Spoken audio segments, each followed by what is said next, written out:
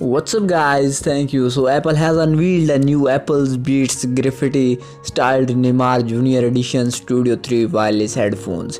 It is a custom edition Studio3 Wireless headphones named after a Brazilian soccer player on his 27th birthday.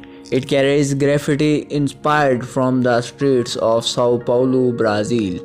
It features graffiti-style decals on the outer body of the ear cups and headband. It will be an excellent accessory for the graffiti and soccer lovers. Further, the headphone also represents the Paris Saint-Germain player's shirt number 10 on the headband on the occasion of unveiling the new headphones.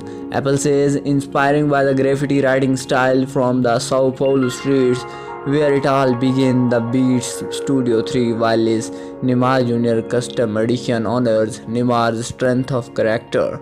Apple has listed the new product on the official Apple Store and is priced at $349.